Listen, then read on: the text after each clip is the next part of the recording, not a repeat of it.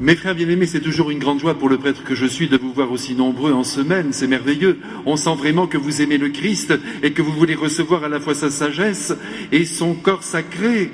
Bien, dans quelques instants, vous serez comblés. Notre Seigneur viendra en vous et vous vous réjouirez et vous rentrerez à la maison en vous disant que aucune difficulté jaillissant dans votre vie ne doit demeurer en vous, tout simplement parce que notre Seigneur est là. C'est lui qui habite votre cœur. Il est le maître de votre vie, il peut tout renverser, mais encore faut-il le croire. Là, voyez mes frères, aujourd'hui nous sommes avec notre Seigneur sur les bords du lac de Tibériade, c'est un moment merveilleux, il va accomplir cette magnifique multiplication des pains. Nous sommes au tout début quand même de son ministère, ce qui excuse en quelque sorte les paroles peu encourageantes de ses apôtres, mais nous allons voir cela de près. Quand Jésus se pointe là, vous avez vu que l'Évangile dit qu'il leva la tête et il vit qu'il y avait une foule nombreuse qui venait vers lui. Ça vous a pas frappé, mes frères? Moi, oui, mais on essaye de se frapper ensemble. Et oui, Jésus marche avec la tête recueillie, vous voyez, les yeux penchés. Il ne s'occupe pas de la foule, il ne cherche pas les applaudissements. Quand il en reçoit, il les prend et il glorifie le Père. Mais en même temps, c'est en se retournant, finalement, qu'il se rend compte que tous ces gens sont là. Et comme vous le savez, mes frères, nous l'avons vu plusieurs fois dans l'Évangile, Jésus a un grand souci de la santé des hommes qui l'accompagnent. Et quand il voit que ceux-ci sont en train de défaillir, il s'inquiète. Il a peur que toutes ces foules qui sont là près de lui retournent chez elles en s'évanouissant, tout simplement. Il a peur pour elles. Alors il agit. Et donc, il va les nourrir. Alors évidemment, il va jouer un peu, en quelque sorte, avec ses apôtres pour essayer d'ouvrir leur intelligence et leur cœur. Je vous l'ai dit il y a un instant, on est au tout début du ministère de Jésus. Même les apôtres ne le connaissent pas encore très bien. Ils ont bien compris quand même qu'ils sont devant un être tout à fait exceptionnel et qu'il est probablement le Messie. Mais, il faut qu'ils découvrent encore, pendant ces 3 ans de noviciat qui les attendent, qui est cet être tout à fait sublime. Il faut qu'ils découvrent qu'il est la deuxième personne de la Très Sainte Trinité et que ses pouvoirs sont donc d'origine divine. Ah, c'est important, mes frères, aussi, nous, qui vivons maintenant 20 siècles plus tard, de comprendre que Jésus peut tout. Je vous le disais en commençant, je recommence maintenant, car ce n'est jamais de trop. Dieu peut tout dans notre propre existence, à travers notre Seigneur, et aussi, c'est un secret, à travers sa mère. Mais encore faut-il que notre confiance soit entière, car Dieu ne peut agir en nous qu'à la mesure de notre propre foi. Alors Jésus interroge les apôtres, qu'est-ce qu'on pourrait faire pour eux? Et alors vous avez d'abord évidemment Philippe, qui dit, mais où est-ce qu'on pourrait acheter le pain nécessaire pour ces 5000 personnes? Vous voyez, au lieu de dire, mais Seigneur, vous pouvez tout, il n'a pas encore compris.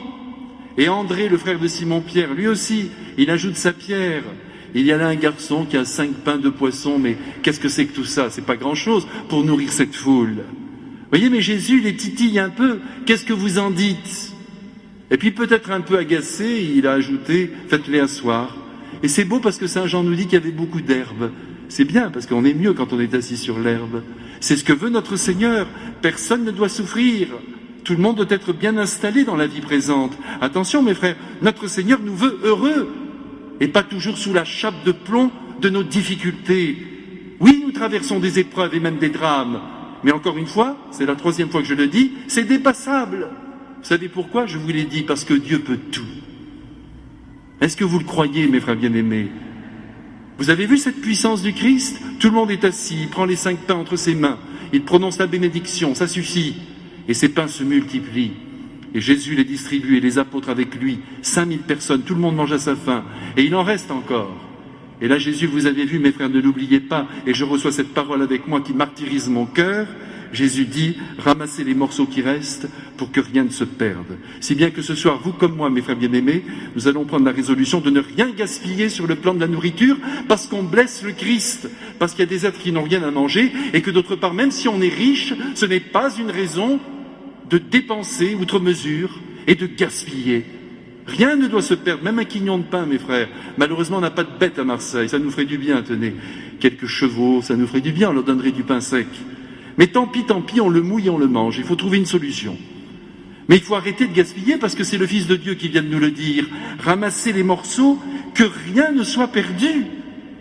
Et comme nous savons qu'aujourd'hui, de plus, il y a beaucoup de gens, quand même, je vous le redis, qui ne mangent pas à leur faim, il faut faire attention, mes frères. Même une tomate un peu touchée, il faut essayer de l'avaler. On fait comme on peut. Enfin, on enlève le petit morceau qui ne va pas. Vous voyez comme je suis concret. Comme Jésus, qui s'intéresse à la vie éternelle des hommes, attention, parce qu'il est venu pour nous dire que son Père nous attend après la mort, mais en même temps, il s'intéresse à ce que nous mangeons et à notre manière de vivre. Voyez, Saint Jean nous dit au début de cet évangile que toute cette foule était là parce que Jésus guérissait les malades. Voyez, au moment où je vous dis ça, il y a un beau soleil qui vient sur moi.